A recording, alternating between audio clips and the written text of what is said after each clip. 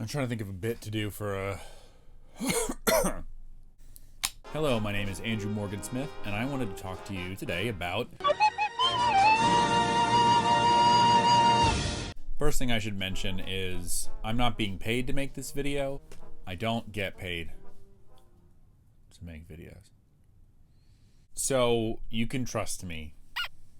You finally decided to take the plunge. You finally decided I'm going to spend some money on some sample libraries, and now you need to know, what do I buy? There's just a million different options. So what do I do? My first advice is, Run. Criteria for my suggestions in these libraries are what they contain. So you're gonna have to have some legato stuff. You're gonna have to have a good variety of samples, so it's not just one section. It can't just be just strings. It has to be generally full orchestra, if that's what the thing is.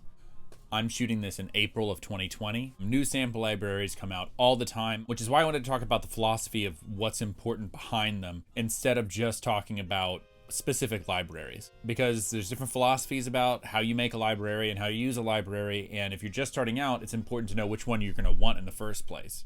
So the first thing you're going to want to consider is, how do you like working? Some libraries have instruments broken down into individual sections, so violin 1, violin 2, and some people tend to write that way. If you're a wind instrument player, you might think better in that way. You might think, oh, I actually want French horns to play this, so I'm going to want to have just the French horns play this line. Number 2, what are your CPU and RAM usage concerns?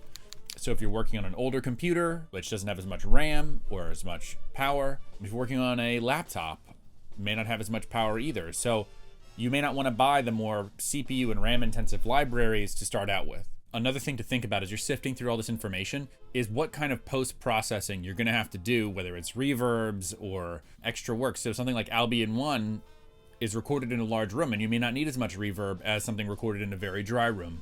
You know, it's an additional processor power you're gonna need for those kind of things. Number 3, what kind of music are you planning on writing?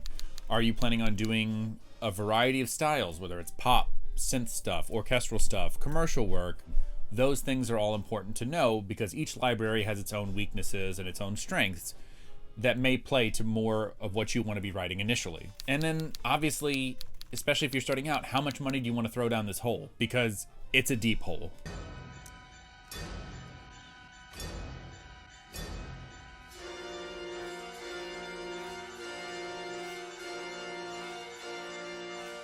Do you want to spend a couple $100? Do you want to spend $1,000, $2,000, $3,000? What is your entry level point?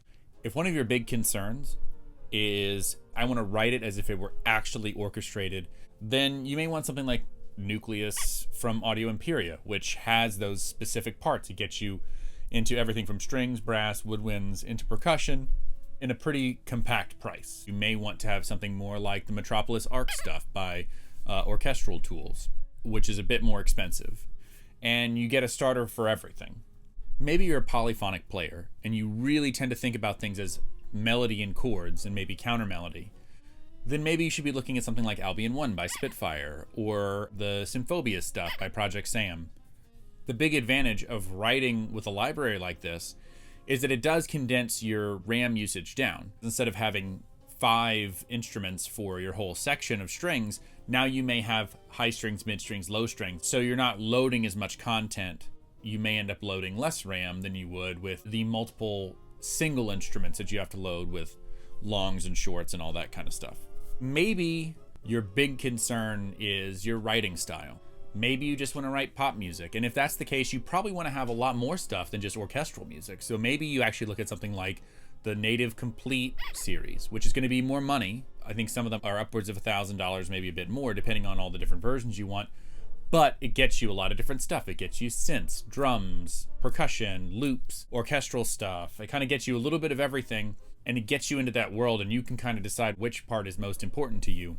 Or maybe you're looking to do more trailer work, and maybe that's where the Metropolis Ark stuff really shines, is these really big epic tracks that you can make in a pretty contained situation. If you're just getting into this, I wouldn't spend too much money right off the bat. You got to figure out whether or not this is the thing you want to be doing, if you want to be spending money on it.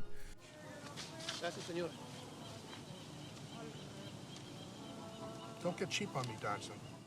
If money is your big concern, then maybe think about something like the East-West Composer Cloud. It'll get you into it. You can see if you even like doing this.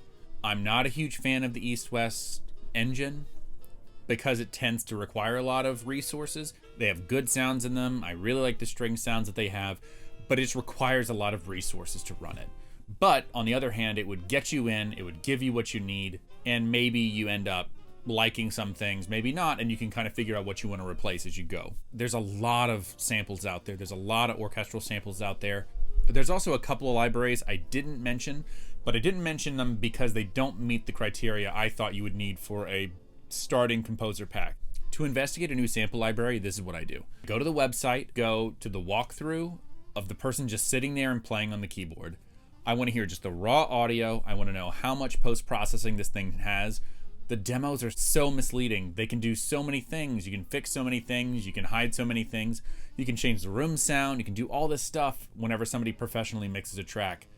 So always go off of the walkthrough sound instead of the demos. The demos can get your attention, but the demo is not necessarily representative of what you're getting coming out of the box.